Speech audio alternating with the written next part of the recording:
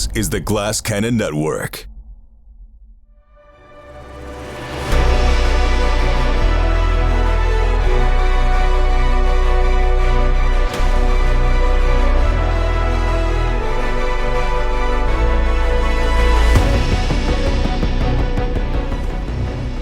Yo, yo, yo, welcome back to the Duneverse! Shout out to all my Mentats and Bene Gesserit sisters! Where are my Fremen at? Hello, welcome to the Glass Cannon.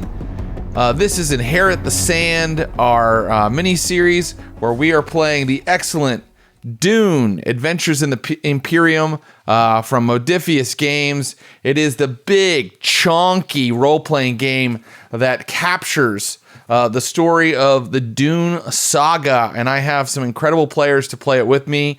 We are in Book 2. Troy LaValle took you through Book 1. I, Jared Logan, your GM, are taking you through Book 2 of this story, Inherit the Sand. And with me, I have Skid Maurer, Becca Scott, Nora Ibrahim, and Ross Bryant. What's up, guys? What's up, Jared? Hello. What's up? What's up? There was a lot of PV. There was some, well, I'm going to say a lot, but there was some PvP last time. There was some player versus player plotting. How do we all feel about that? How does PvP go over in a game for you? I'm curious. I mean, let me put my opinion out there first. I love it. So I was really happy when Nora started plotting against her own lover, the Bene Gesserit Reverend Mother Pomini. But I wonder if you guys have any kind of PvP stories you'd like to share, or anything you'd like to put out there about player versus player violence. I always try think to it makes avoid things it. interesting. I try to avoid it at all costs, unless trying to be honest to the character that I'm playing makes it impossible not to. And fans of the Glass Cannon regular show will know that one of my characters murdered one of the others. So that happens. I don't think you're allowed to say that you don't like PvP if you did that. I didn't like it. I felt I had to. He said, "Oh, it happens." Like, No not one's really. more upset about it than I was. Not all the time. A full murder is that's kind of the worst and most egregious way that you could go PvP. Wow, do I even want to know how that happened? That's amazing. Ooh, tune into the Glass Cannon podcast and find out. Great, nice. Good. Synergy. Let's get some synergy between these shows. Just go back 127 episodes. Yeah, it was about 3 years ago. I know, Ross, on Vampires in Pittsburgh, which we ran for 68 episodes, it felt like we were mostly playing PvP. Yeah, especially towards the end there. It all spiraled towards a fraught and tragic PvP conclusion. Schemes within schemes. Seems appropriate what a for tangled that game. What's that? Oh yeah, Vampire is sort of built for some PvP. Yeah. But look here, you know what we're doing with this Dune game? I feel like Troy did an excellent job of presenting, the game as it's played and taking you on an incredible adventure. And now I am, and not necessarily totally on purpose, sort of breaking it. And the wheels are falling off. But boy, we're going to have fun as this thing crashes into the ground, as your spaceship did in our last session. Why don't I give a brief little recap, and then we can get right into today's session. So this house... This noble house had fallen from grace. You had lost your fiefdoms, the planet Thalia and the moon Melpomene, when the Atreides took power. Yes, the events of the first Dune novel resulted in the destruction and erasure of the Harkonnen house, and this house, House Tyloris, formerly House Houdin, this house was a vassal of the Harkonnen, so you lost everything. You were then approached by a former Harkonnen agent, Fenton Quill, who offered you a chance to get a new fiefdom to get your power back. And to do that, you had to steal a worm off of Arrakis and take it to a new planet, a planet that has been prepared with conditions almost exactly like Arrakis. If you can get the spice worm there, you will break the Paul Atreides spice monopoly, and you will restore the Imperium, and you will be given a new planet to call your own new fiefdom. That is the job that was placed before you. The stakes could not be higher. You investigated, you landed on Arrakis, you managed to keep a low profile. You investigated until you figured out, who might have the technology you needed to get it off planet, and you investigated until you found who might actually know how to control a worm or even have a worm in their possession that you could steal. And you ended up at Sietch Alburn, a rogue Sietch, a heretical Sietch that does not follow the ways of Paul Atreides. They do not think that he is the Messiah. They await a new Messiah that is going to come later. And you managed to ingratiate yourself within their Sietch, to become friends with them. Corin, your Fremen member of your party, played by Nora, actually managed to sneak into the sacred cave behind the ceremonial quarters of the Sietch, and there she confronted a stunted worm that was kept for their spice orgy rituals. Orgy being a loosely used term, no actual sex is involved. But what is involved is visions granted by spice, and while in that cave, Corin had a vision. She had a vision of herself as the leader of the new house, which is surprising since Becca's character, Mother Pomini, is ostensibly the leader and the lord of House Tyloris. So that was surprising that was the vision that she had. You stayed many weeks with the Fremen of Sietch Alburn and Dob, their leader, and the time has come for them to finally allow you to become real Fremen by learning one of the final skills necessary to be a true Fremen. You are going to ride a sandworm. Mother Pomini specifically has just been handed maker hooks. We also have your crashed starship. When trying to land a starship near the Sietch, it was crashed into the sand and then smashed into by a rogue, not a rogue, but a free sandworm.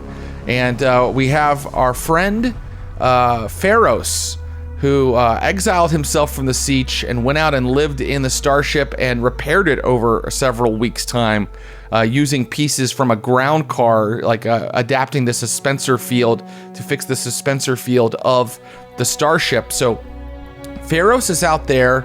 I'm about to set a scene where you learn to ride these worms, but we can for now, before we enter that scene, right now you have 3 momentum. When we enter that scene proper, you're gonna lose a momentum, because I'm taking this like sort of several weeks of training that you just did. That's a scene, and that scene hasn't quite ended yet. So if there's any last thing you want to do before we enter what I'm gonna say is ostensibly our end game. We have 2 more. We have this episode and 1 more episode, but we're really nearing the climax. So if there's anything you want to do, then you need to tell me now. My threat is at 9, and that means I can really just destructify you in some completely GM hosing you way. So be on the lookout for that. And, can I create an asset with this momentum of non-threatening and thereby lower the threat level? No, I don't think you can create an asset that actually takes threat beads out of my little counter. I don't think that you can do that. I think we should be able to. I think we should be able to create an asset called the threat siphon that actively sucks all of your threat points away, and you start with none. Reaches from the game to the meta game. Yes. Mm-hmm. I'd like to create an asset called Perfect Dice Rolls, where all of my dice rolls come up as a 1. In this game, you want to roll a 1. You want to roll under target numbers, and a 1 means you get 2 successes. Mm-hmm. I actually have a skill in an asset called Can't Lose. So, so I'm saying these months of training, each of you did something. For example, Aurelius, played by Skid, kind of learned the culture and the ways of the Fremen here in Sietch Alburn and showed a complete mastery of their culture and their rituals and their procedures.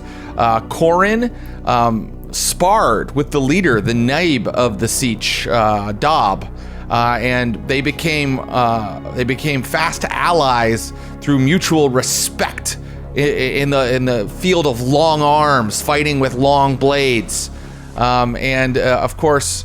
Delessa Houdin, aka Mother Pomini, did what she does, which is manipulated everybody into thinking that she was some sort of prophet for the what they believe is the coming Messiah. They do not believe in Paul's divinity. I haven't had a house in so long, and yet people keep following me. I'm just gonna lean into that. Yeah. No, I mean that's your character. Your character manipulates others.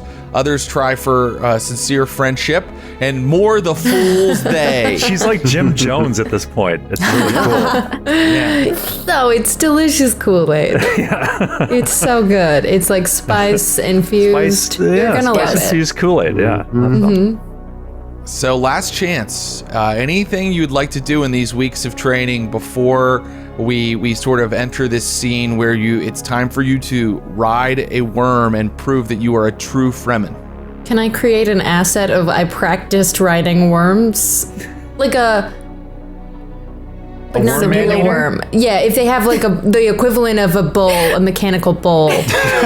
Yeah. For riding a worm, I would like to get in some reps. Yeah, down in the Siege, do they have like a worm simulator? Get to get your hours in on the worm like simulator on Windows 95? Yeah. Well, they do it can't be smart technology. It's got to be Windows 95. Right. They do have a small worm down there in the Siege that they use to, create the spice ritual, but I'm afraid that it's not for riding. It's the most sacred thing that they possess. So, and I don't even know that exists down there. No, you don't, because someone that I love very much didn't tell me about it. That's They may right. find out at a dramatically appropriate time. Someone I love unconditionally. Someone I have never doubted. Just saying. Yes, yeah, of course. Well, look, I never gave my opinions on PvP. It's never happened to me before. We'll see. Yeah, so far it's never happened. Well, let's find out what happens in this episode and the next one. But I guess if everybody only has joke answers for my questions for how they would prepare. That was a real. I would like to ride a mechanical worm. I think that's a fair question. Oh, that is okay. So if that was a real question, I will say that unfortunately there's no way to practice this without this sort of make or break ritual they're about to go through, where you try to do it. Is there like someone who has done, like, is there a Bronco Billy? Like someone who has actually ridden a worm? All the Fremen warriors here, they have had to prove that they can do it. So you could talk to any of the Fremen guard or the warriors that live in Siege Alburn. We haven't met anyone besides Dob, and Corin has this special relationship with Dob, so I don't want to step on that. I would like to, is there like a badass female Fremen security guard? Yeah, certainly. Actually, let's... A sandwalker, if you will, that maybe would set up some private lessons with me. Okay, I hear what you're saying. You want someone to kind of give you some clues, some hints as to how to do this. Tips. One weird tip. So there, Pro tips. there is a the badass... answer may shock you. The answer, number 4 There is a may shock badass... There's Doctors a badass... Haters will say it's Photoshop. I'll just let you guys do this for a while. Sorry, Jared. No, it's We got okay. the sillies today, Jared.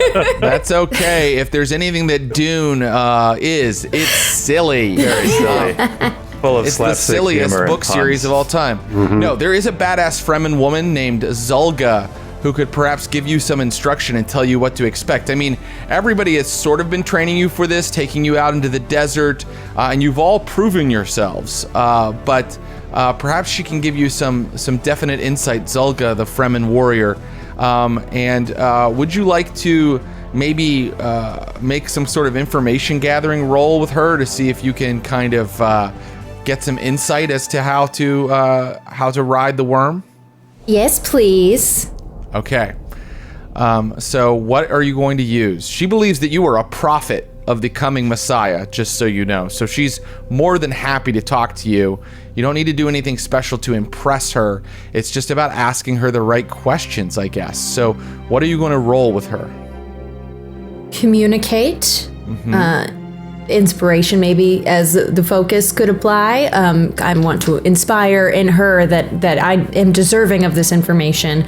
And then justice as my drive, because my statement is the universe owes me nothing. Therefore, I won't automatically be good at this thing. I need to put in the work. Okay. Excellent. I like that a lot. So you are speaking to her, and Zelga is like, but you are the prophet. The worm will bow to you. You have nothing to worry about. You will move in synchronicity with the worm. It is foretold. Zelga, this is true. Yet, if I do not put in the time and preparation to show my love of the Messiah, I would not be who I am. Very well, I'll tell you what I can. Go ahead and roll and see what you're able to get from her. Since this momentum's gonna go away, I'm just gonna spend one for a die. Yeah, good idea. Oh, difficulty 0. Oh, great. Cool. And I was communicating is shoot. If I'm around. What's your name? I forgot. Aurelius. Aurelius. Oh, thank Aurelius. you. If Aurelius is nearby, does he hear this conversation? Does he want me to re-roll? What she meant to say was blah, blah, blah. Yeah, you can re-roll. Yes. I was just passing by. I was on my way to the one bathroom. Success. One Cool. success. Okay, so that was one more than you needed, because it was a difficulty 0. So you haven't gained any additional momentum, but you have brought your momentum back to where it was at 3. And she tells you that the most important thing is to show absolutely no fear, because Shai Hulud can sense where where your spirit is at, where your mind dwells. If it dwells in a place of fear, Shai Hulud, your hands, your hooks will gain no purchase on Shai Hulud's hide if you have fear inside of you. And perhaps this hits a little bit of a note with you, a member of the Bene Gesserit who practice. Fear is the mind killer. Fear is the little death that causes total obliteration. I will face my fear. I will allow it to pass over me and through me. And when it has gone, I will turn, and in its place there will be nothing. Only I will remain. That one? Yes, and when you say that to Zelga, she goes, yes, yes, this is what I am trying to say. If you remember that, then Shai Hulud will welcome you. Montage of me doing training stuff in the sand, looking really cool with my new friend Zelga. So are you ready? Are we going to begin this scene? Only if Zelga and I do like a cool handshake and she says, "You are ready." Can I like pie May in the shadows and just nod approval, but like they don't know that I'm there? It's like Sure, extreme zoom in on your face. Yes. And you're like, she's ready. So this scene takes place out in the desert, and I'm giving it a trait, and it's a trait that you could maybe use, or maybe that will be used against you, depending. But the word I'm going to give this scene is colossal, because you walk out into the open desert, and you are standing atop a dune, and the scale of the place you're in dwarfs you. You look back at the wind traps high atop the rocks where Siege Alburn is nested. And those dwarf you. Everything dwarfs you. You think of yourself, Mother Pomini, as a great figure in the history of the galaxy, of the universe. But Dune, the planet Arrakis, says otherwise. You are a speck on this landscape. And I would like to take us, before the worm approaches, to the starship, which is probably some 800 meters away, far enough away that it just sort of kind of shines on the horizon a little bit, between some dunes. And you are waiting in the starship, Pharos, and you think that it's ready to fly. The only problem is it's still kind of up on its side. Right. And you will have to kind of activate the suspensor field and sort of like flip it that way, get it right up, and then you'll be able to take off. And you're sitting in there when you hear it's the radio. And I reach for the analog dial and attempt to tune in the message that is crackling over the speaker. Quill, has to be now. Do you understand? They are coming for you. Now, do you hear me? Uh-oh. Yeah. And I think, I mean, it sounds to me as, do I recognize the voice of Fenton Quill? It is Fenton Quill, yes. In that case, I know that a chill runs down Pharaoh's spine as it's like, surely it is heresy. This madman, Atreides, cannot truly see the future. His perceptive eye cannot have found us out. But perhaps we were too conspicuous. Our time is short, and we must go now. And I think everything is like emotions and things are particularly intense for Pharos because he's been living out in the desert where a worm has passed, and he's just been ambiently inhaling spice for weeks, and is like a little tripped out. And every now and then, like, we'll see, like, he's just living in a constant state of deja vu. Is like, this just happened. As he's like reaching for something that he just reached for because he saw it in his own mind a moment before. And it's like, no, we gotta go. We must go now. Yes, Pharos has been living rough out in the desert. We are now in this new scene. I have taken away one of your momentum. You are down to 2 because we have entered this new scene. And Pharos, 800 meters away, is contemplating Fenton Quill's urgent call to move now, act now, whatever that means.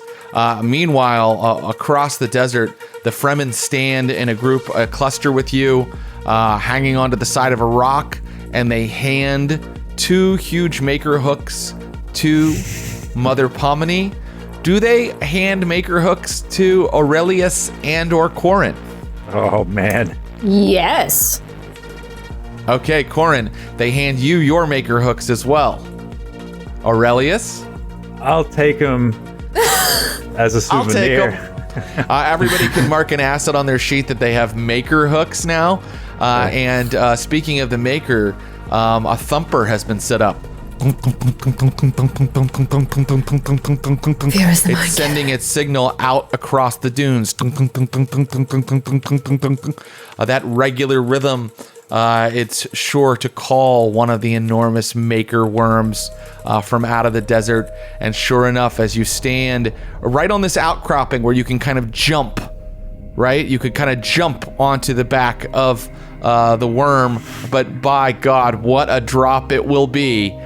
You see far off in the distance sand starting to sprout up out of the landscape in an enormous geyser, and you can see far off it's kind of, this thing moves so much earth that it's kind of raining sand out where it is at, hundreds and hundreds of meters away. And the first thing that you must do is control your fear, unless you tell me that your character right now is just horrified and you know, that, which is completely legal. You need to tell me how you're controlling your fear as this thing approaches. Well, Mother Pomini most certainly is using her Prana Bindu conditioning to slow her heart rate. Very good. And does Prana Bindu as a talent give you anything specific that it might help here? It does. And in fact, it is a thing I probably should have been trying to line up to use, like when running for a sandworm in our last episode. But whenever I attempt either a move or discipline test that relies on control of my body, I can re-roll a d20. Oh, very good. So you guys have 2 momentum to spend, but keep in mind, in this scene, you're about to have to climb onto the back of an enormous maker worm. So I think that you want to be careful in how you spend it. Mother Pomini, I do think that this would be a discipline test but you can do those re-rolls using your Pranu Bindu conditioning. Would you like to be the first to control your fear? Absolutely. Very good. What drive are you giving to your discipline in this case? For fear specifically, gosh. Well, there's the ones I want to use, and then there's the ones that seem appropriate for controlling fear. What one do you want to use? Which one do you want to use? Not my weakest. Well, faith, I think, has an argument, but maybe truth, because it's all about manipulating my own version of the truth and telling myself I'm not afraid, because my statement has to do with changing the nature of truth to bend to my will, essentially. Good. So discipline. What is your and statement truth. Exactly? The purpose of argument is to change the nature of truth. And this is an argument within my own head that I am trying to change, that I am not afraid, even though I should very much be afraid. The body creates the internal environment, right?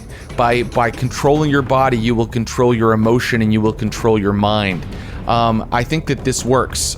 So you may spend determination on this if you wish, and I would like for you to go ahead and roll first as the Maker Worm approaches. I'm going to spend a momentum. Difficulty of 1. You're spending a momentum. Okay, we're down to 1 momentum. Okay, so let's see. Discipline and truth together is 13. I've got, and then underneath my discipline of 7, I have a 6, and then a 9, and an 11. So that's 4 successes. 4 successes, that's amazing. And what was your focus here? Is your focus applied there? My focus... How'd you get 4 successes is what I'm wondering, because you rolled 2 dice, but... Discipline command. I'm commanding myself? Oh, no, I'm afraid not. 3 successes. 3 successes, great. So you only needed 1, so you get 2. And Mother Pomini does not flinch, does not eat. Her eyes do not move. She keeps her eyes on the horizon as the worm approaches, and the Fremen are proud of her. They beam with pride. Truly, this is a prophet of the true Messiah. And then they look to Corin, and is Corin controlling her fear as well? So I didn't realize up until you offered me those hooks that I would. So I will say that up until this point, you can see Corin. She has been climbing the rocks outside in training and kind of doing a little parkour action in preparation for this moment. And she sees this worm, and she remembers her psychedelic spice trip in the cave, and she's like, "This is my destiny. I will have what is owed to me. This is the point where I gain the things that I have envisioned in that spice trip." So she sees this, and she's actually like smiling and leans into that adrenaline rush, and she's like beating her chest and gives out a big battle cry. Ooh, I love it. What roll is she gonna? What dice pool is she gonna put together? What's the skill and the drive? Power. So Yes. the statements, I will have what is owed to me. This is my moment. And It's your birthright, in fact. Yes. And then can I go with a discipline survival? I think you can. I think I'll survival. Because this is a life or death situation. This is a Yes. make or break point. Yes. It's now or never. But on the other hand, it doesn't deal with like kind of getting food and water. This is like a ritual. No one has to try to ride a maker worm, to survive. But you gotta survive the worm. I'm going to allow you to roll, but that focus will not apply. Okay. Fair. Yeah. You have 3 momentum if you'd like to spend them in any way, and you need 1 success to control your fear right now. Absolutely. Let's do a spend a momentum. Okay, so I rolled a 9, a 10, and a 4. Ooh. Wow, that's how many successes? Let's see, because it was an 8 and a 7. Yeah, so that you needed a 15 or lower, and you got it. So Yep. you earned 2 successes over what you needed, because you got 3 successes altogether. That means you add 2 to the momentum pool, and yes, you've already described it. You're bellowing out battle cries. You are in like the kind of the blood frenzy that the Fremen get into, ready for this thing to approach. And now all the Fremen hoot with you. They have reverence for Mother Pomini, but with you, they are your brothers and your sisters, and they are hooting and screaming along with you and welcoming the Maker. Come! And that is when some of them turn to Aurelius DeGrom. Is Aurelius, is he able to go through with this? No. Aurelius is freaking out like C-3PO in the middle of a firefight. Really? Yeah, I don't even know. I don't even know if he can go through it. I think he may force himself to, but he's panicking. Very well. If you are going to go ahead and say that you panic, like without even trying a roll, then I'm going to go ahead and give you a point of determination to spend later. I think that is you're being so true to your character that I think that the Fremen suddenly there is some I don't want to say awkwardness, but suddenly the ritual is in danger because Aurelius has like backed away. They can see that sweat is running down his face. He's losing his water. He's losing his water at the thought of this thing. He's cowering against a rock. He's breathing heavily, and now all the Fremen are like, "Is this?" They're calling the prophet, Mother Pomini, into question. They're calling all of these allies into question because this man cannot act and live as a true Fremen. But there's no more time to think because the worm is upon you.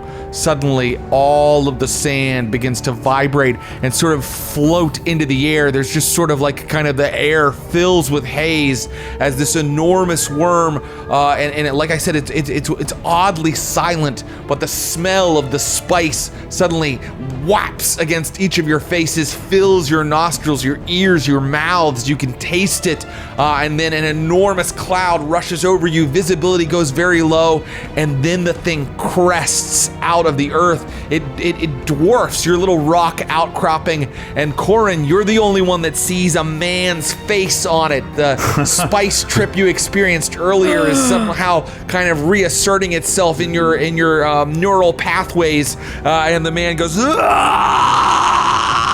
But Mother Pomini and Aurelius, you see just the maw of the worm, the thousands of teeth in perfect rows, forming this spiral that it feels like if you're not careful, the earth will lurch and you will fall into it. And now it is time to jump onto the worm's back. Mother Pomini, what are you going to roll to do that? Fear is the mind killer. Fear is the little death. I recite the litany as I roll with power and discipline.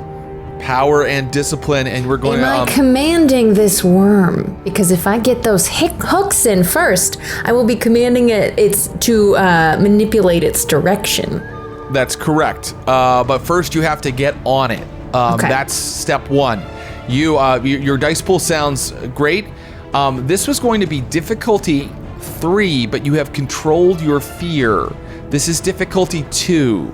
It's not easy to jump on to a sandworm. You have 4 momentum to spend. I'm gonna spend 3 of them for 2 more dice. Okay, and perhaps you are in this way playing PvP yourself, although your character doesn't even know it, by taking the momentum out of... I'll make more. I got more chances to make more now. Like, hey. Becca cracked the game. She figured it out. It's like you got to spend it to make it. Yes, right. And you succeed. Maybe that's economy 101. I know. This is like Adam Smith. We're getting baby at the end. We're getting trickle-down momentum. Exactly. There you go. Becca's investing in NFTs and playing Dune correctly. Don't call me out. The internet will get so mad. But if someone wants to make a GIF of my face and then tell me how to make it an NFT, yes. Yes, we can do that. Yes, Becca coin. All right. That 3 momentum you spent gives you 2 extra dice. So you're rolling 4 d20s and you need 2 successes. Let's roll as Mother Pomini leaps from the precipice toward the coming worm. It's like a lawnmower in my head. The control is so strong. If you hear my lawnmower. Okay, I am going to use my Prana Bindu conditioning the control over my body to re-roll a single d20 that rolled a 19. Okay. Well, it's a discipline test. I allowed it to be a discipline test, so you can do that. Ooh, we've got a 2, an 8, a 12, and a 12. And those are all underneath the 15 I needed. Oh, awesome. Amazing. So you scored 4 successes. That means you earned 2 momentum. So there's 3 momentum back in the pool. And you guys watch as Mother Pomini leaps from the precipice. And actually, I'll allow Becca to describe exactly how she gets in the saddle here. I breathe in. I feel my vision goes fuzzy with sand in the air, and I just run blindly. I use my body to feel the edge of the rock as I approach it, and I leap as far as my legs will carry me and slam the hooks down as hard as I can. My body jostles and bumps like a roller coaster, if I knew what that was in this world. And then I'm moving fast. Of those two momentum that you generated, if you spend 1, I'll allow you to already have your hooks under the ridge of the worm to drive it. But if you don't spend that 1, you're just kind of on the back of it right now, and you'll have to fight, i.e. roll, to get your hooks under the specific ridge you need in order to steer it. So rude, Jared. You are causing the PvP now because I will, but that is bringing our momentum down from 3 to 2 so that the next, that Nora's only going to get 1 extra die. But I'm going to do it. I'm sorry, Nora. Look at that worm. Right. Sure. Oh, you have stood in her shadow too long, Corin. Too long have you stood in her shadow. And you watch as Mother Pomini gets the hooks in perfectly. Now, Fremen will ride these worms into battle with, 10 Fremen on the back of one. So this is the worm that you'll also be leaping onto, Corin.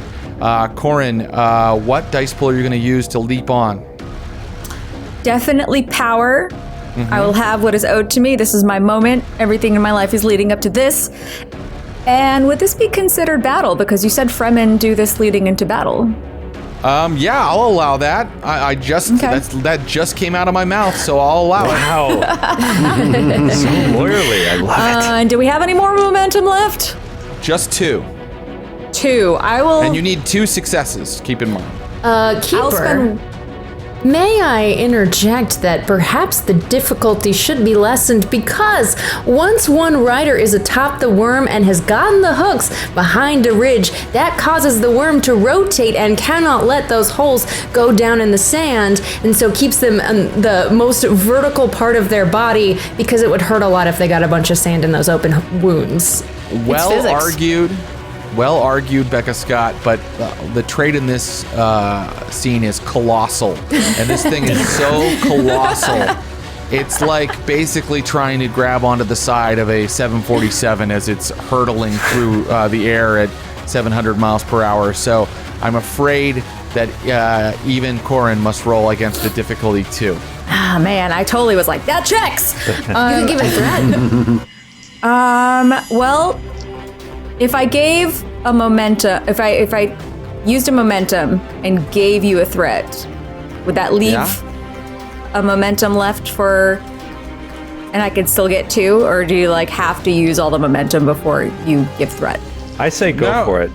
You can. I think you're allowed to do both in combination. Your second added die is going to be 2 of either momentum or threat. Do you want to give me 2 threat, or do you want to? Because you don't want to spend all the momentum, is what I'm hearing. Well, it's because Aurelius is still. Is Aurelius going to try? Aurelius said he's not going to. I am going to try. If you are? Really? I'm going to try. Okay. If Aurelius is going to try, I'm going to leave a momentum for him. So I will.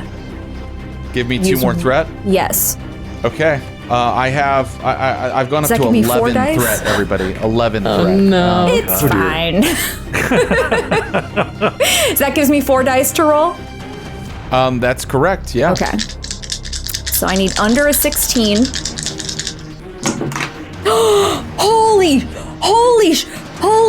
Oh my god. I rolled. Okay. I swear. I will. Oh my god. I wish I had another camera to I rolled 2 nat 1s and 2 2s. Holy shit. She has the 6 training. successes? Can I? Ooh, I need Is to. Dang, I wish I had a dice cam. Is that 6? That is 6 successes, though, correct? Yeah. Yes.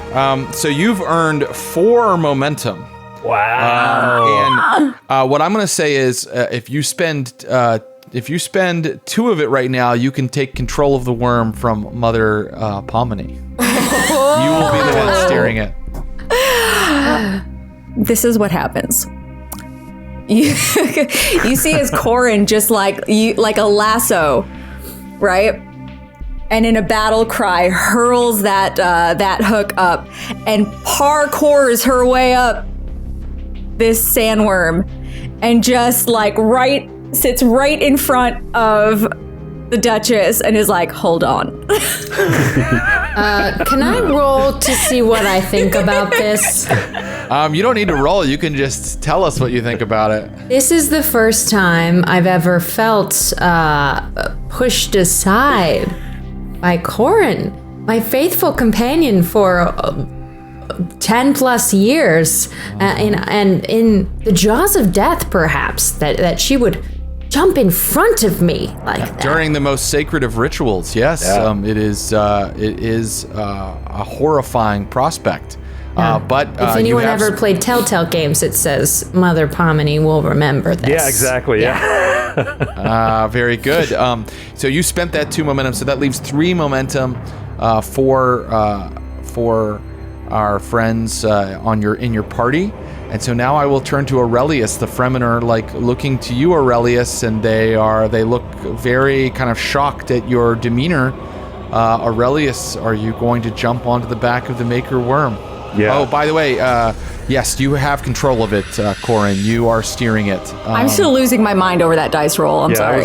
That was insane. Pretty I amazing. mean, you have such complete control over this worm that I actually will make the difficulty lower if Aurelius wants to attempt it. I think that in this Do it. particular case, yeah. Okay.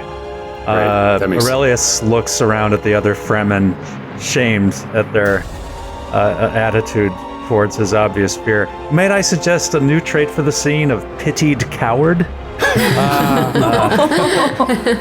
You may give yourself that trait for free. Okay, cool.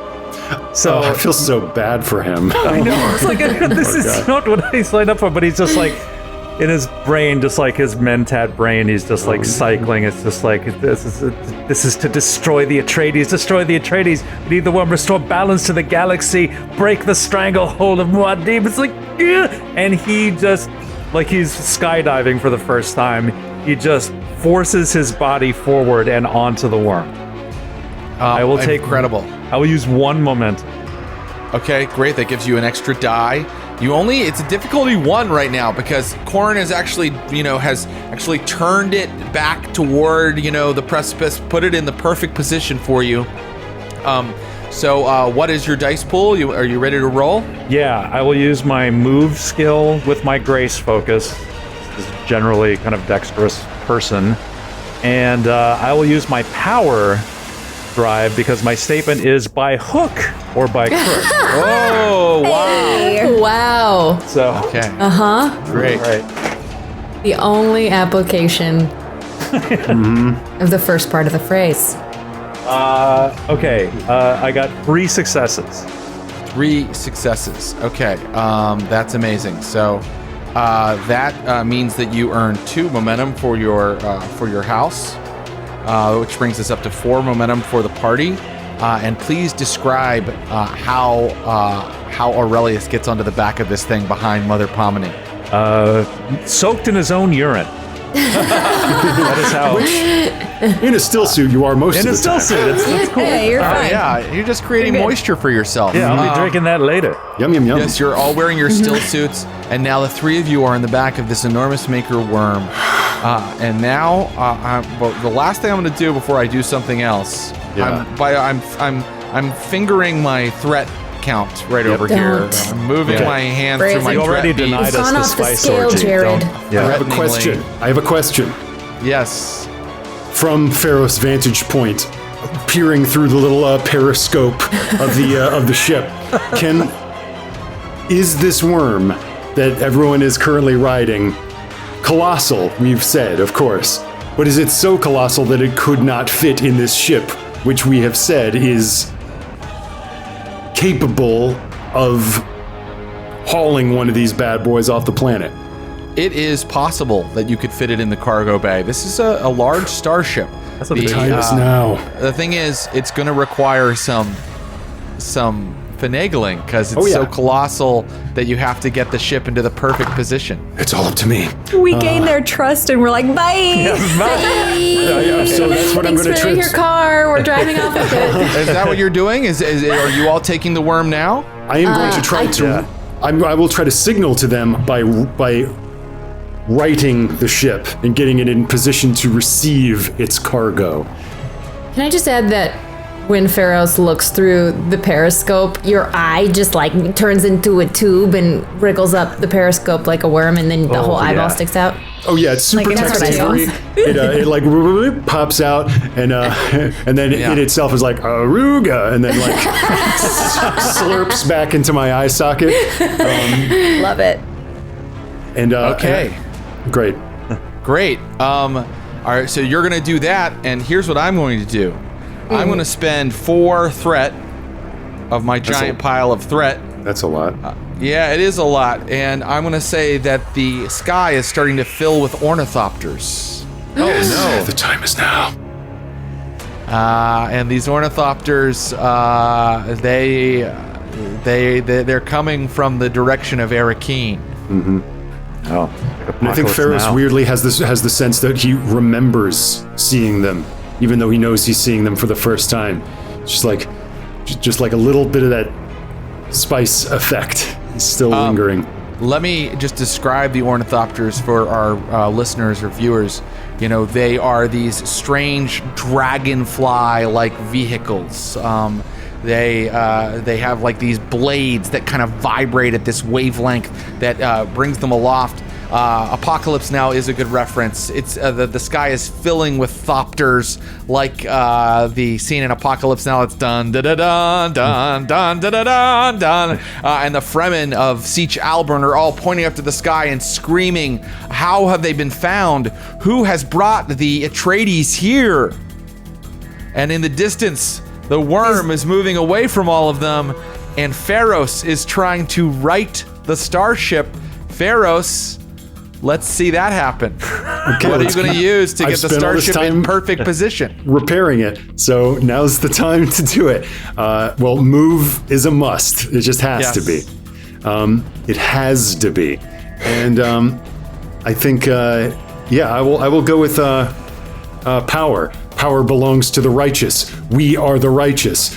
Paul Atreides is a heretic and a tyrant, and this worm is the symbol of what will break his tyrannical power in the Imperium, so that a more worthy successor, the Reverend Mother Pomini, the mother of the universe, can hold us all.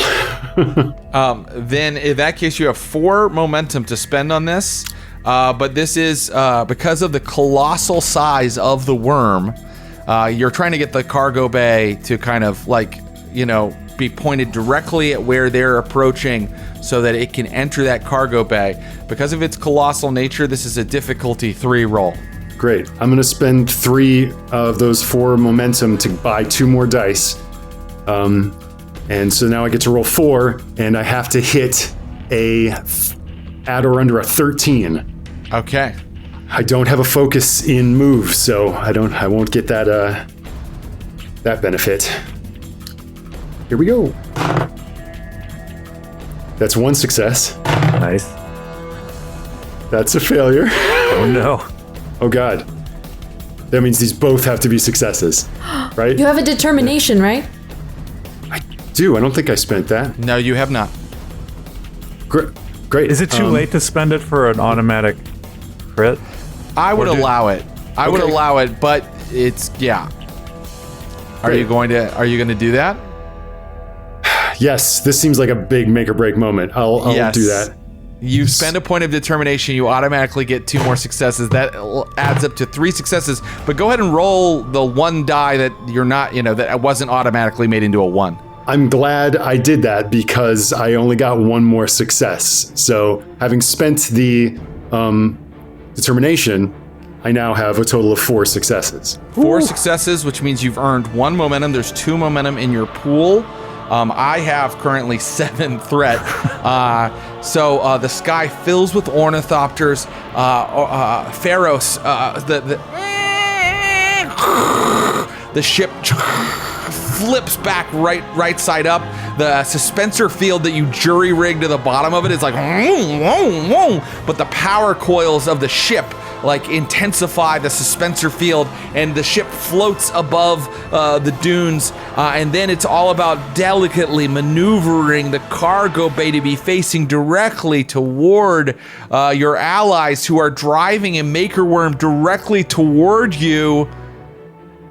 And I asked Corin, you're driving the worm. Do you drive it into that cargo bay? Yes.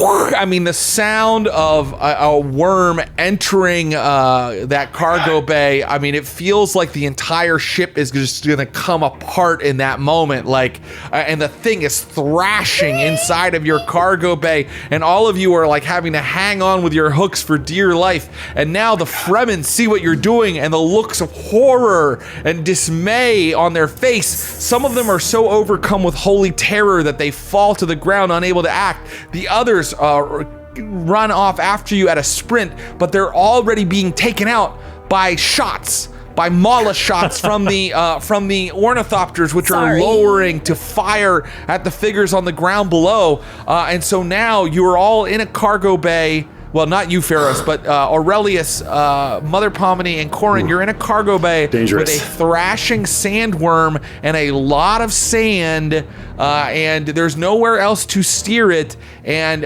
it doesn't appear to be happy with you. And I'm going to tell you that if you don't act quickly, you're going to get crushed.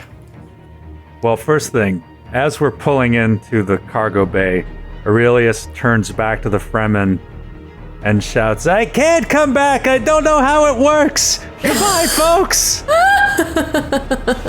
A very And I good tap man, my but a very heels bad together wizard. 3 times and appear in the bridge of the ship. Yeah. Surrounded by loved ones. If only you could. were If there? only you could. If only he had Noive. Yeah.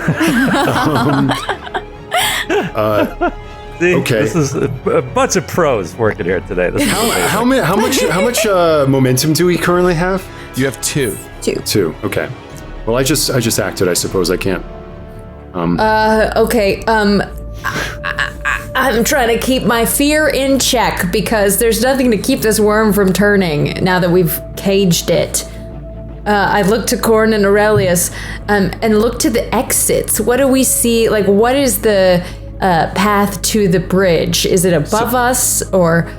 Yeah, so the bridge, when you go into the cargo bay, you can kind of stand on this sort of platform that looks down at the entire cargo bay, and then there are like these little suspensor lifts down to the floor of the cargo bay, and that's where you all are at, but you're on the back of something that, I mean, you could in theory, if you were really bold, run across the top of it and leap onto that little balcony and get free, or you could try to lower yourself down onto the floor of the cargo bay, but there's a lot of sand that has come in with the worm down there, and you might be kind of, covered in a sand avalanche. I would like to, like it's a horse's reins, do a maneuver to maybe get the worm to buck by stabbing it repeatedly with my hooks, and then as it bucks up in the air, do the run and leap onto the balcony, and hope that people follow suit or have a plan of their own. Incredible. Okay, so you're gonna like try to get the worm to buck, to kind of, and I think that what you're gonna do is set up a trait where you are elevated, and it makes it easier for all of you to get off of it. And can I assist by maybe from the control room, like operate a dial that maybe moves the suspensor lift into a more advantageous place for this leap? Yes, you can. So actually, let's do both of these things. Both of these are going to create traits that make this roll a little easier. But at the end of these two rolls, the worm is going to do something. So here we go. First of all, let's have your you control the suspensor lift. What roll are you using to do that? Okay, part of me, of course, wants to take advantage of bargain and say that yes, this is a power thing, but this to me feels more like duty of dutifully aiding my compatriots and move. So this is actually not that great a roll for me, but it feels apropos. All right, very good. And you're going to use move as well. I guess I'll allow that. I almost think it should be understand, because you're trying to figure out the intricate controls of the spacecraft. I will happily take that suggestion to my advantage. Okay, I think it should be actually. Great, I think you're right. So sweet. I actually might even be able to use my focus of deductive reasoning to reason which controls do what, based on the layout of the control panel. Yeah, I'll allow that. Okay. Are you spending any momentum? You have 2 in the pool. But using the logic that we have so far, yes, I'll use 1 to get that extra die. Okay, great. Okay, I've got to roll under a 13. Here we go. That's 2 successes. Ooh, nice. Okay. 2 successes is I didn't tell you how many you needed, but that's enough to create a trait. You need 2 successes. So you've created a trait which is accessible suspensor lift. You've kind of brought it right up to like the height that they need it at now. Okay, and then we're gonna see if Mother Pomini can make this worm buck. How are you gonna make the worm buck, Mother Pomini? What skill and drive are you gonna use? Using my discipline to command this worm, I'm going to use power as my drive. Yes, command does apply this time. Very good. Very nice. Okay, very good. You need 2 successes to create the exact kind of conditions that you want. I'm going to use that last momentum for an extra die. Great.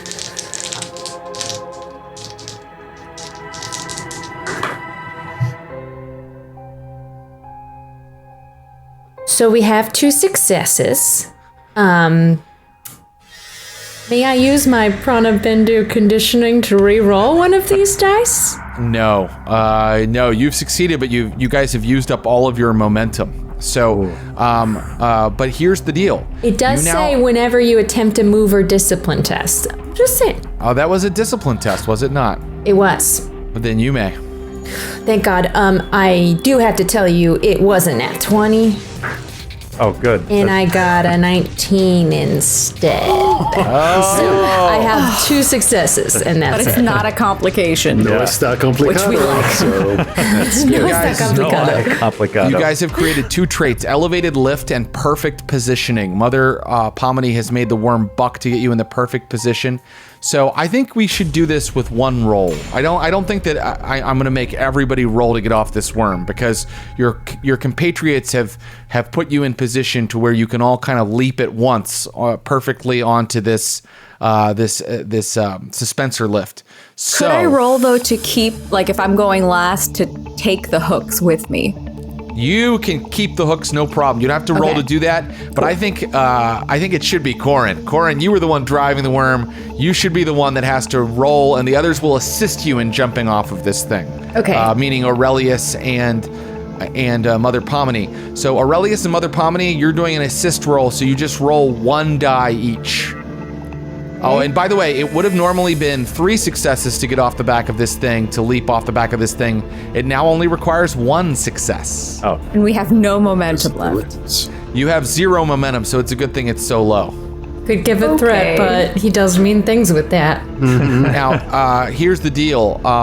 You feel charges smashing the side of the starship now. Those ornithopters are getting close, and they are firing on you.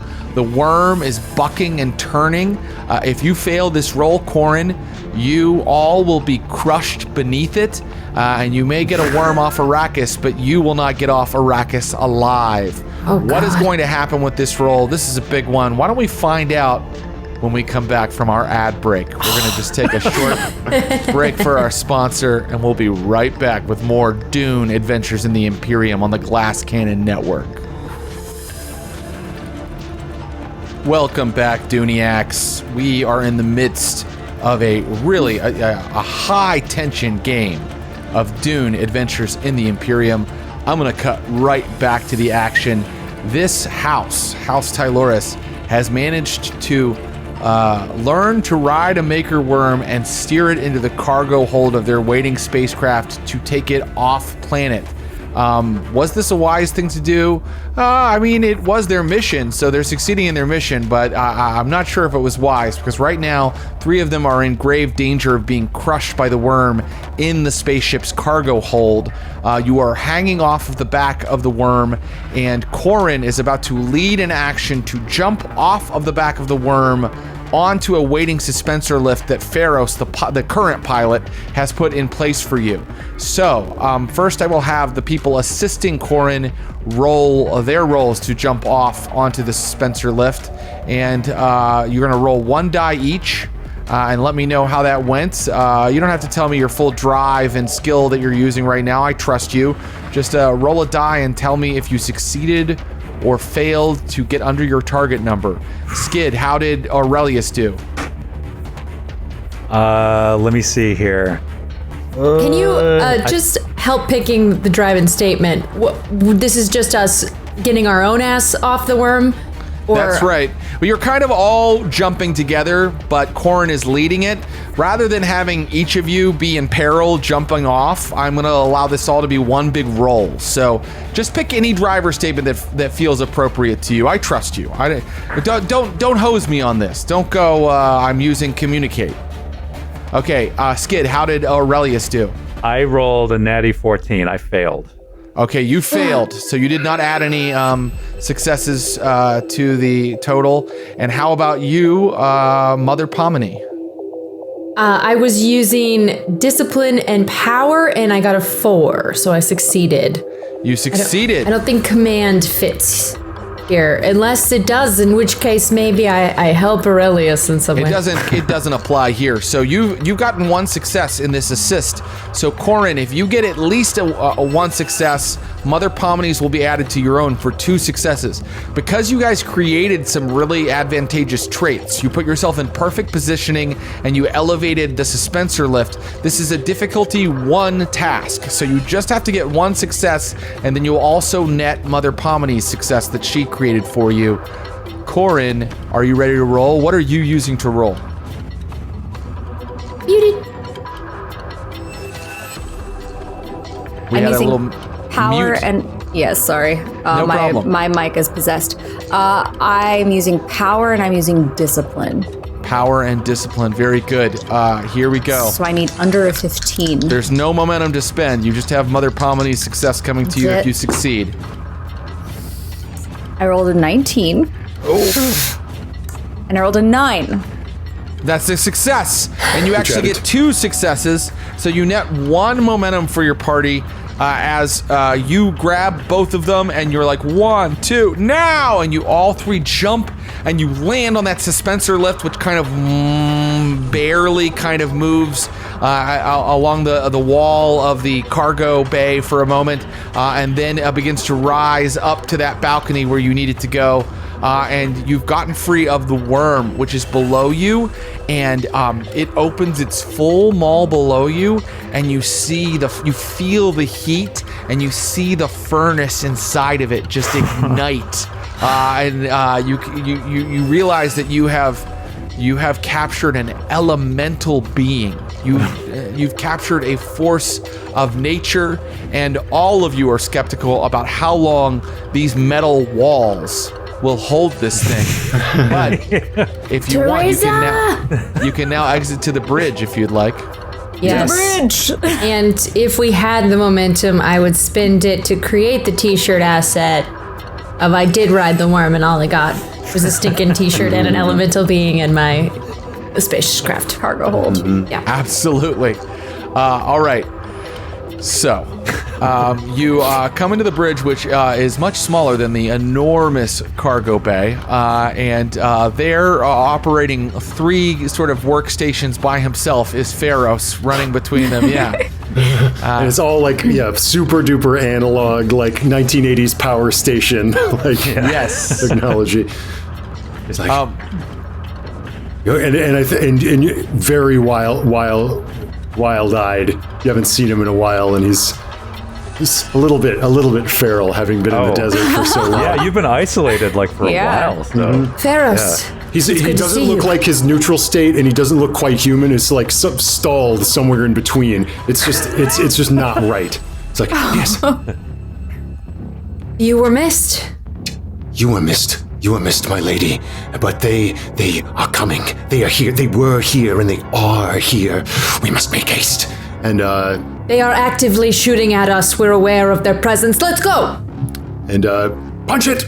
And I want to get up and out of here. Okay.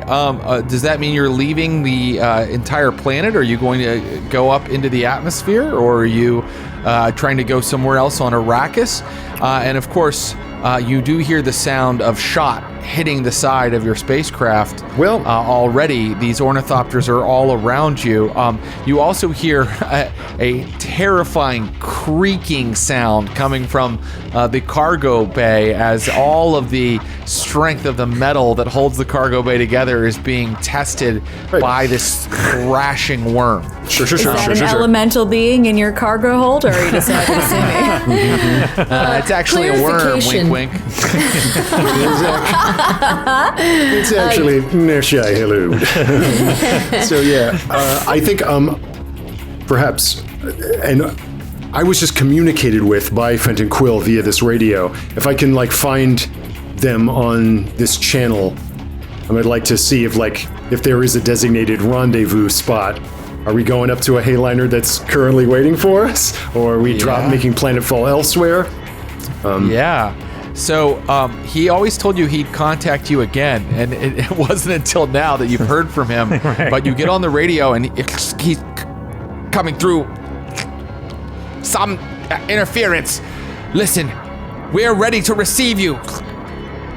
Always knew could do it. Always knew. And then Quill. You can see that he's sending through a string of numbers which roughly correspond to coordinates that you can kind of map on this kind of weird grid device right beside you. So you think you know where someone is waiting for you in Arrakis orbit. Oh, then I punch in those numbers and away we go. Okay, the only problem is that you're being surrounded by a fleet of ornithopters that are firing on you. And as we saw before, landing is tough, and so is taking off, and that is what you are doing right now. So who is making the flight roll? You have one momentum. Do we have making the flight roll? Question. We have weapons on the ship. Does the ship have can we fire at enemies while we're taking off? If we have such a great question. I would like to create that asset if that's a possibility. Oh, wow. You'd like to create the asset gun turret, huh? Yeah. Should I even allow that? Wow. Yes. Do you like it? Is it fun, Jared, if we shoot stuff? Yes. I don't know. I don't know if it's fun for me. I mean, I wanted to shoot you out of the sky with all these ornithopters. I'll tell you what. I will allow it. This is definitely a souped-up spacecraft. It's been overhauled and fixed up in different ways. So this orbital transport may actually have some weaponry on it if you can get it online by creating a trait. And remember, creating an asset. You can create an asset, but remember, creating an asset requires a difficulty 2 roll. So who is going to roll to get the weapon system online? I'll do it. Power and battle tactics. Or I could do power and understand. Regardless, my highest are in power and battle as well. Well, battle would definitely apply here. Definitely apply here. Or maybe understand. This is Corrin's thing. Maybe you're the warrior. Yeah, those are the highest stats, so that might help out. Yeah. All right, remember, this is just to create the trait that is going to allow you to fight back, to create the asset, rather. So under 16, what do I need? You need 2 successes, and you have 1 momentum you can spend if you'd like. Spend it. Yes. Spend it. All right, give yourself that extra die. Ooh, I rolled a 19, a 2, and a 7. Ooh, there we That's go. 4 successes, Is that right? Or do you Depends have on your focus. Oh, the Yeah, because focus, yeah. my battle power and battle is an 8. So and they're both under 8. What's your battle focus? Okay, so I will have what is owed to me, I think, is my battle cry for this entire thing. And After Jared owes you a gun. Yeah. But that's Yes. what's your I will focus in have battle? what is owed in battle is long blades. So Yeah, it doesn't probably apply. not. So No, how many but- successes is that actually? You rolled 3 dice and 2 were successes. So you just managed to do it. Suddenly all these like switches click over like automatically, like chick chick chick chick chick chick chick chick, as the very analog gun turret like whirs to life. And using one of the periscopes, you can aim and fire the gun turret. Boy, this should be fun. Fire the look, torpedoes! Look, there's gonna have to be a takeoff roll, and Right. there's and you could set yourself up better for it if you get some of these ornithopters out of your way first. Great. I would like to help the takeoff driver with communicating inspiration to them. Okay. Oh, you want to have a moment of well? I'll let you assist the takeoff driver, and you are going. So you'll be rolling 1 die, and you'll be inspiring them. But now Aurelius flew us here, but Pharos has been living in this machine for weeks and weeks, trying to learn its secrets. And I also, when I landed it, it was a disaster. So Yeah, we don't let you drive anymore. We took your keys. take away the keys, please. Take my keys Okay. away. I will make the takeoff roll. okay. Can I assist by like using my Mentat abilities to like punch in the coordinates or something like? Absolutely, yes. You could assist him as well. So both Mother Pomini and our friend Aurelius can assist Pharos in taking off, but it's going to be a high difficulty unless these ornithopters are kind of cleared. And so I'm going to ask Corin, would you like to try to shoot some ornithopters out of the sky? Heck yes, I would. Yeah. All right. So you're trying to create a trait, clear takeoff, and to create that trait, you need to get 2 successes on a battle roll of some sort as you try to shoot these ornithopters out of your way. Okay, so we're doing power and battle. Yeah, here we. You have 0 momentum to spend. Okay.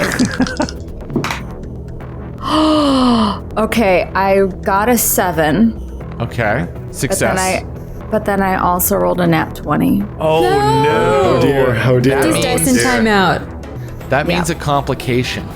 Yeah. And so the complication is that unfortunately your ship, not only do you miss the and by the way, long blades is your specialty, not firing out of the side of a spacecraft. So I know. you miss the ornithopters, who are being piloted maybe by like very skilled warriors for the Atreides. My heart was in the right place, Jared. They dart need and to be weave revived. around you in a swarm, and you're not able to catch any of them on the wing with your blasts from your turret. And so I'm going to make the opposite trait. The complication is I'm going to make the opposite trait rough takeoff. Rough takeoff, which means your difficulty for the takeoff here is going up to 3. Okay. Oh God. No. Okay. We can do it. Don't we have can any do it. momentum. Okay. All right, okay. you guys got this. You got it. You got it. Okay. But So you have people assisting I got you. those So let's have assistants. your assistants roll first. And would you like to give me any threat? I have Not for currently the 7. assist. Ross can have the threat when the time Yeah, is I right. all in good time. All in good time. All right, so Mother Pomini is inspiring you. Aurelius is punching in the coordinates and helping at one of the workstations. So each of you just pick a drive plus skill and roll it. Natural 1. Hello. Yes. I got So- a regular success. You got a regular success. So you're gonna have 3 extra successes If if I roll you a success. succeed. If you roll at least 1 success. okay, I will give you a threat, right, to purchase Okay. 1 more die. bring you up to 8, and roll 3 times on. Gosh, does it have? Could it be understand to understand the controls of the ship? Yeah, I'll allow it. I think that these aren't like X-wings. They you punch in things and then they kind of lift and move according to understanding the controls. Absolutely. Yes. And I've spent hours devoting myself to a deeper understanding of these controls. And once again, power belongs to the righteous. The Atreides are unrighteous, and we shall defeat them. Especially inspired by the Bene Gesserit, Reverend Mother as I am. So, got to roll under a 15. Here we go. That's 1 success. That's 2 successes. That's 3 successes. 3 successes plus the 3 extra successes you got from your assistants means that you actually net 3 momentum, and the ship rockets up way too fast faster than anybody is ready for. You guys have to hold on to the controls and onto your seats with white knuckles as Pharos takes it up quickly. And in fact, Pharos, you smash one ornithopter into pieces, and the man inside is like down into the sands as your spacecraft quickly rockets up into the atmosphere. Fire all around it. The ornithopters can't follow. They can't go that high. Maybe in one of your periscopes, you guys see them, buzzing by down below. And soon, while this happens, you hear an uncanny sound come from Pharos as he's just like, which none of you know is like the whistling language of the Tlilaxu, as he's just like cursing them like die in your fiery hell, Pawinda, as he smashes this ornithopter kamikaze style out of the air. Awesome. Never seen this side of him. Yeah. The thing in the hold continues to buck, and you hear enormous crunching sounds coming from your cargo hold that make you all very nervous. But yes. Manipulate the gravity in the cargo hold to kind of suppress the worm. How very interesting. Or are there fire water sprinklers that could perhaps be used to we might kill it. Yeah, what does that do to them if they're it can't survive on water. Right? Water hurts them. Water is a deadly poison to a maker worm.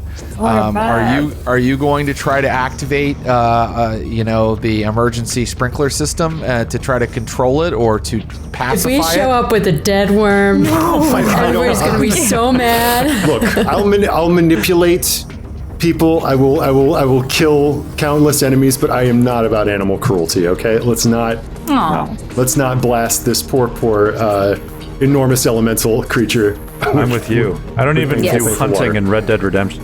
Well, do you want to look and see? You want to look and see what you can do? Mother Pomini, it was sort of your idea. Do you want to try to understand to see what you can do in the cargo hold? Yes. Yeah, and I actually have a focus and understand in physical empathy.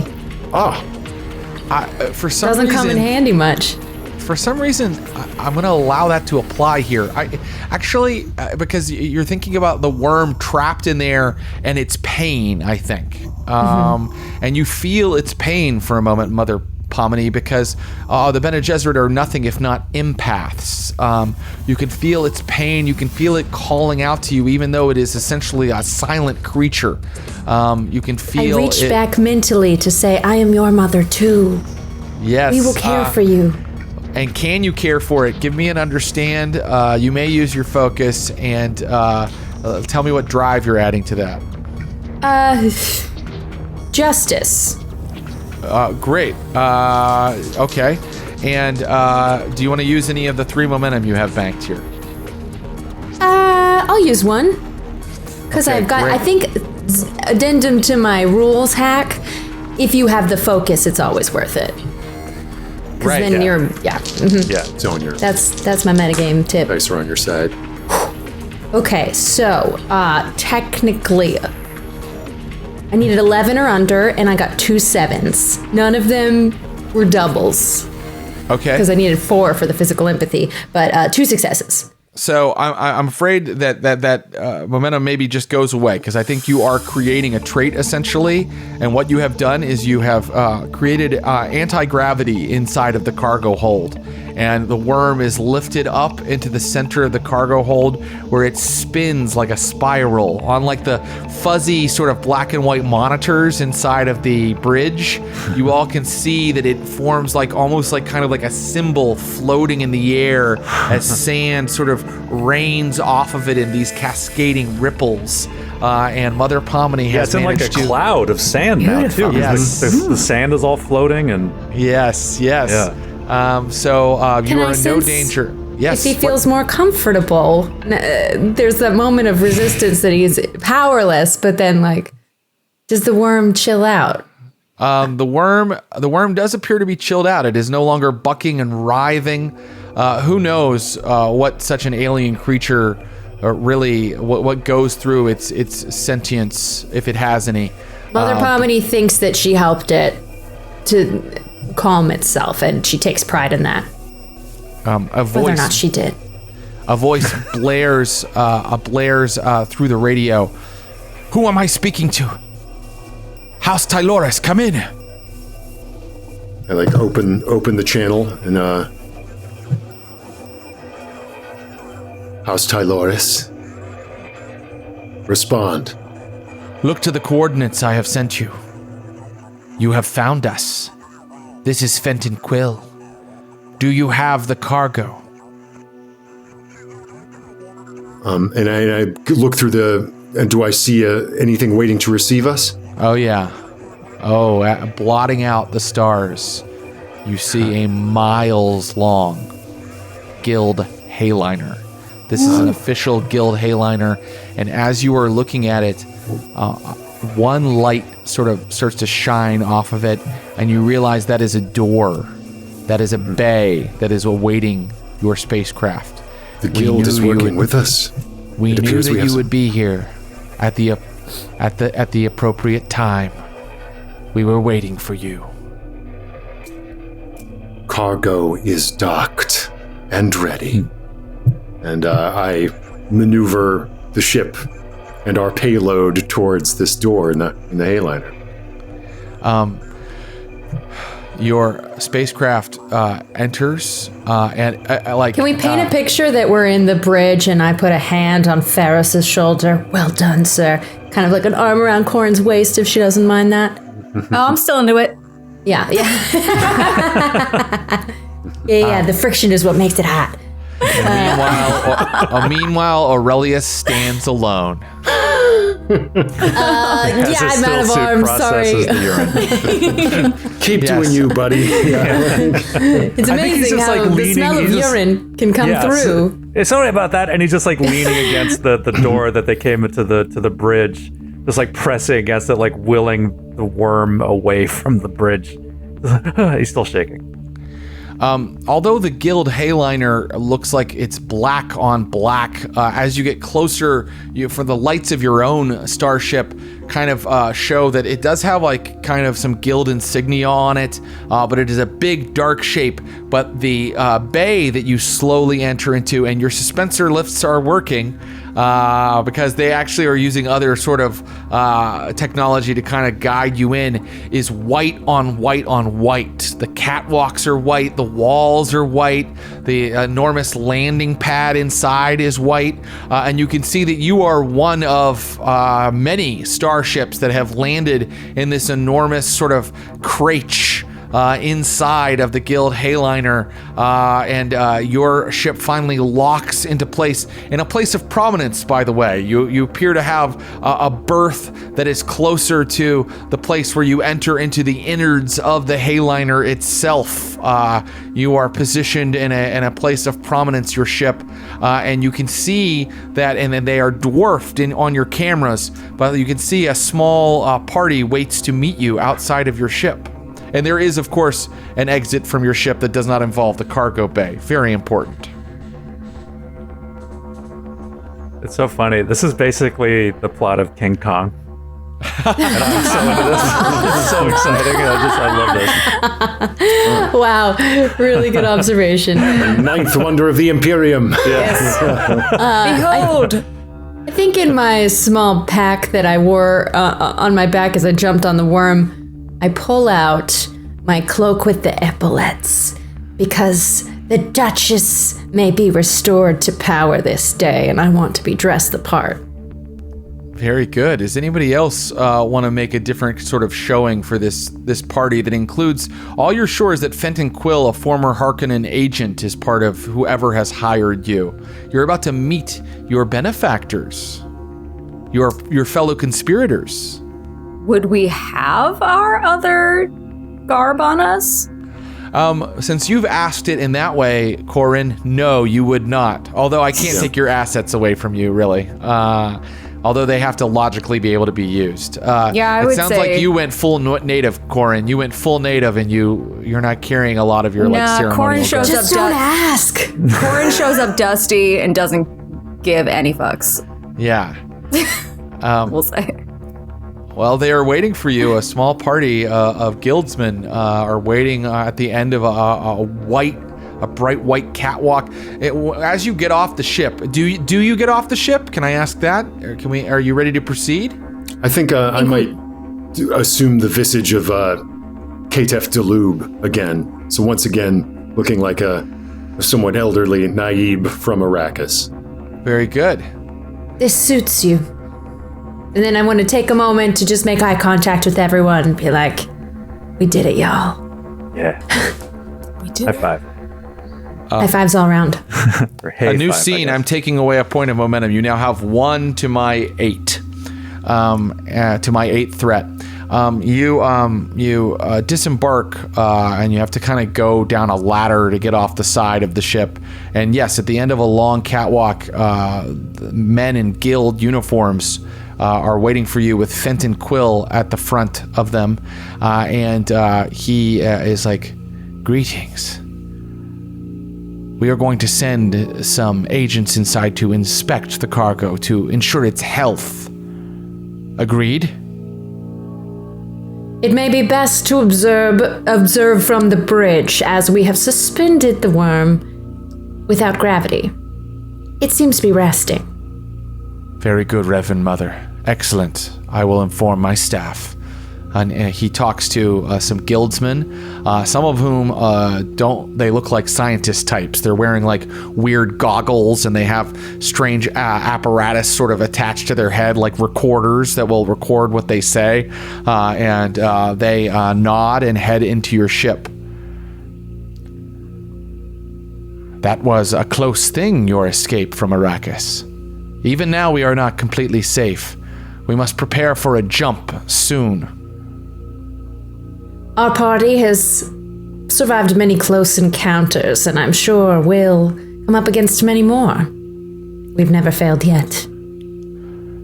Before the jump, your patron would like to meet you and give you his gratitude. It would be a great honor. You are amenable to this. Follow me.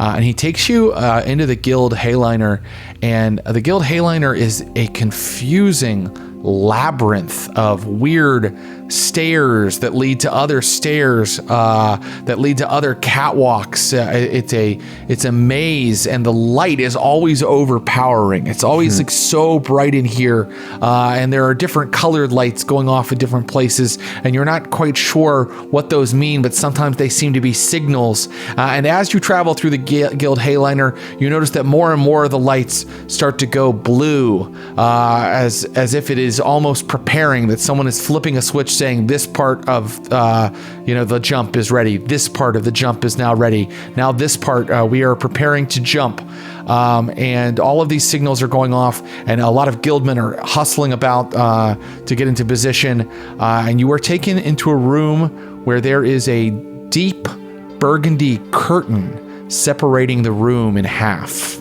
The room is finely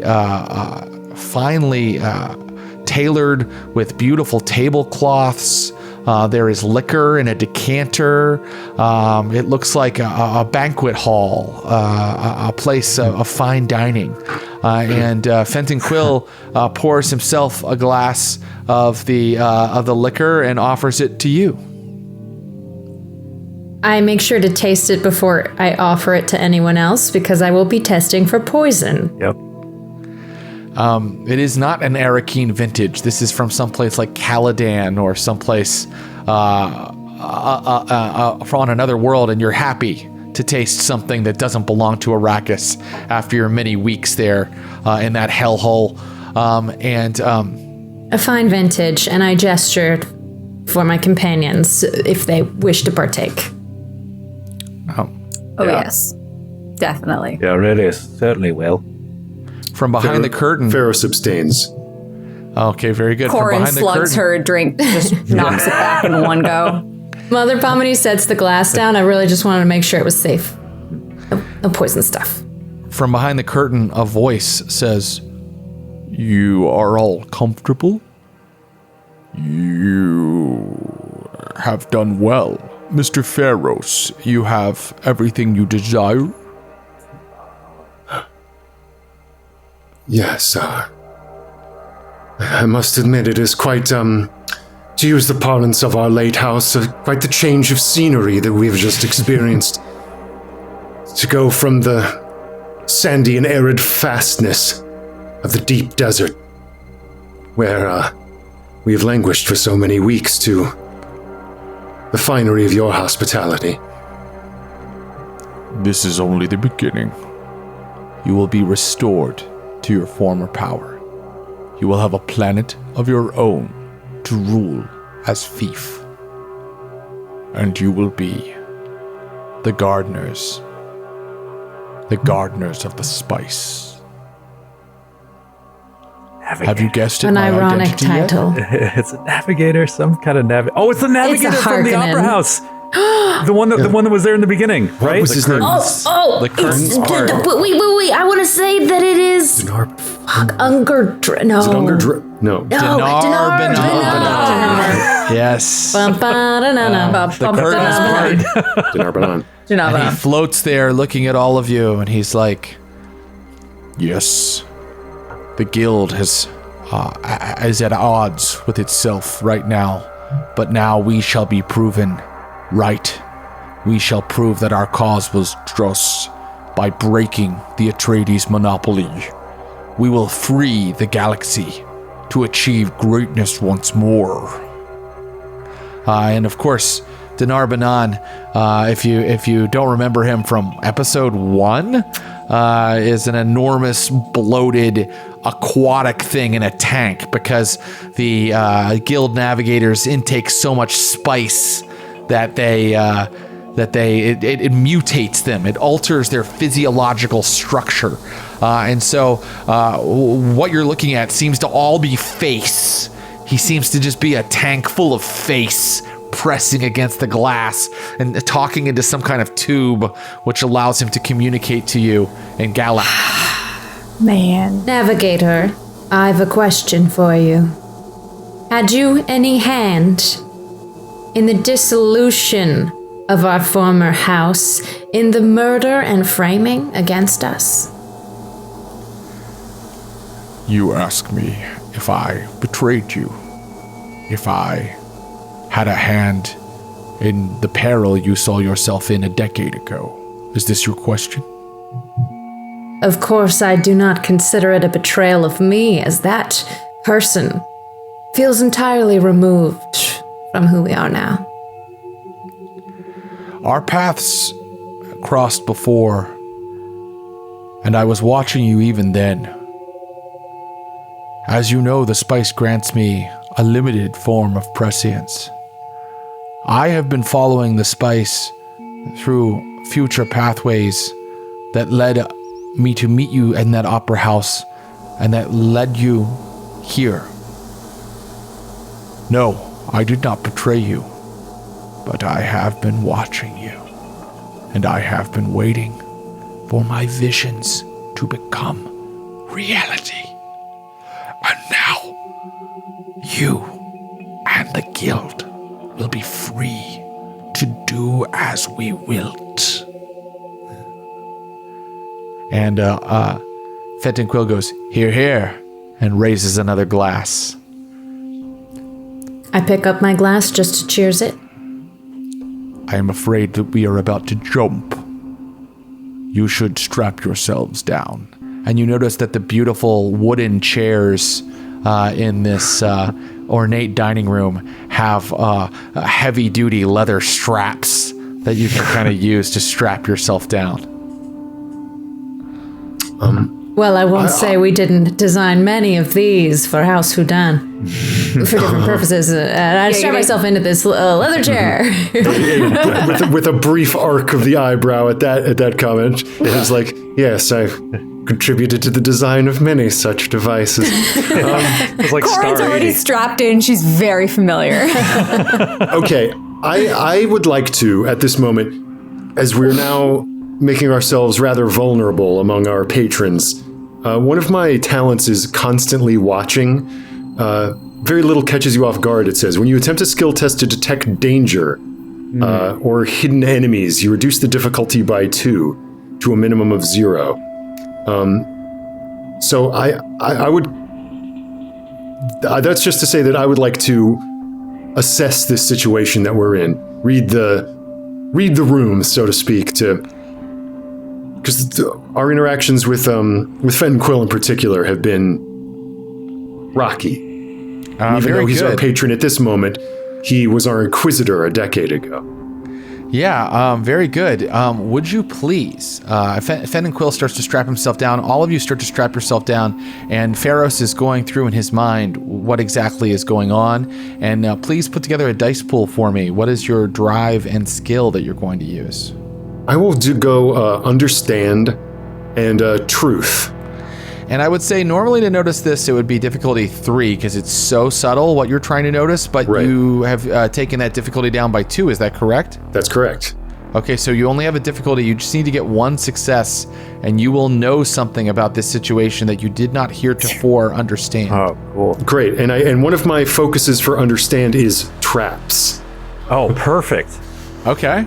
Perfect. So I want to see if we're currently making ourselves vulnerable to one. Here we go.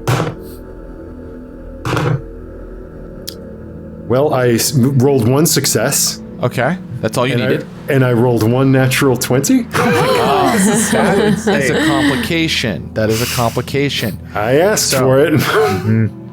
So, okay. You noticed this. The entire time the guild navigator, Benar Danan, was addressing all of you, his eyes were on Corin the entire time.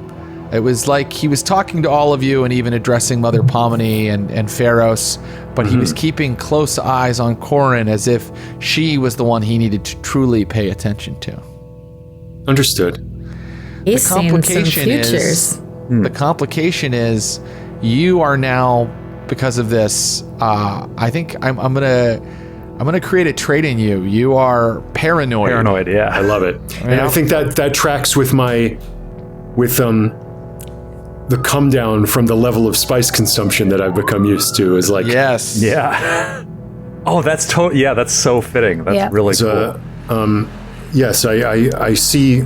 I notice that, and and just like, not like a vision. But why do I remember not seeing Corin and Mother Pomini embrace, but I suddenly have a memory of Corin pressing a knife to her throat. Mom and Dad were fighting. I had a dream. Yes. Yes, you do. And so that is your last thought as suddenly everything just sort of shifts, and it happens in the space between seconds. And you realize why you have to strap yourself down, because even though it's not like the ship rocks, it's not like there's like some kind of sound or rumbling, but if you had been standing, you would have been like completely taken off of your equilibrium. You would have fallen to the ground and possibly even hurt yourself, because in a moment, everything just flashes and shifts. And you suddenly feel completely enervated, like the air is knocked out of you. And the guild navigator, you can see his eyes have rolled back in his head in that moment. And then finally his eyes return and focus. And he goes, "We are here. Optima 2. And too bad it's not Optima Prime. no, it's not Optima Prime. What about it's some Optima help? 2. Because the first one, the first Optima wasn't optimal. It was non-Optima. Non-Optima. And inside of his aquarium tank, he presses some buttons, and then manipulators outside the tank press some buttons in turn, and a sort of another curtain parts on the wall, and you're looking out at a planet that looks brown. It looks very light brown, and you recognize this visage. Have you truly left Arrakis? This is another Arrakis. A new Arrakis, where we can build the spice trade anew. Might you regale us with the tale of how you came across this planet? I searched through many possible futures. I stretched my perception to the outer fringes of the galaxy. Unlike my compatriots, I was an explorer. This place, like its predecessor, was not perfect, but with a little terraforming technology courtesy of the Ixians, we have recreated Arrakeen conditions almost exactly. And why not take this place for yourself? Why offer it to us so freely? I am a navigator. And as the new leader of the guild, I will want the house that controls the spice to be favorably dispositioned to me. And of course we will be. But are you ready? Are you ready to take your place in the universe? Because it's one thing to have a destiny and another thing to grab it, to take hold of it. And right now, I hear fear in your voice, Fremen. There is no fear. It is owed to me. If you were watching Pharos, you would see his jaw clench at that statement. It's like, Then follow my assistance and disembark in your new home. House Houdin knows how to repay patronage with faith. So I kind of look around the room and follow. Some guilders come in, and they are going to lead you to a ship that will take you down to the planet's surface. I hope we have already proven that your patronage will not be in vain. I go on as well.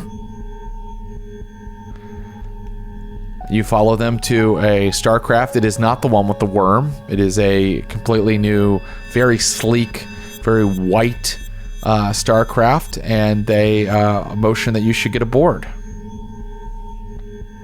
I lead the way.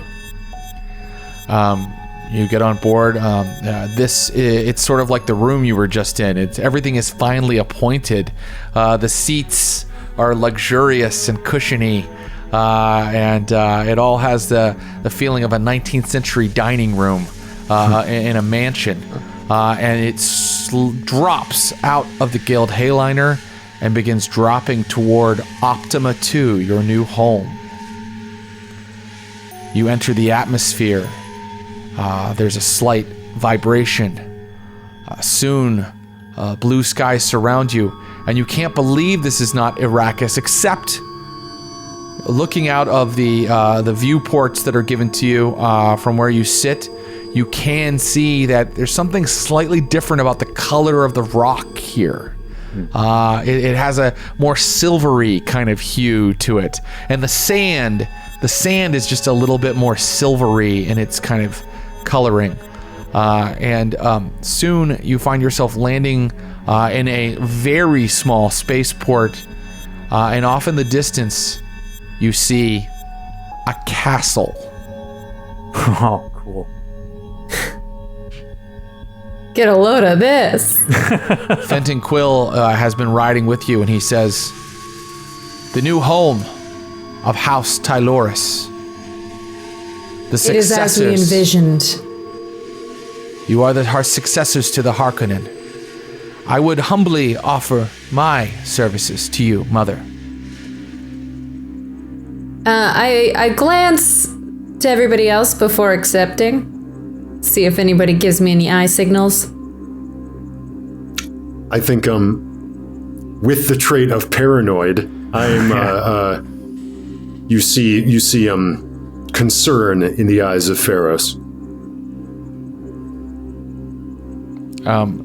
We shall discuss such possibilities after we've settled in.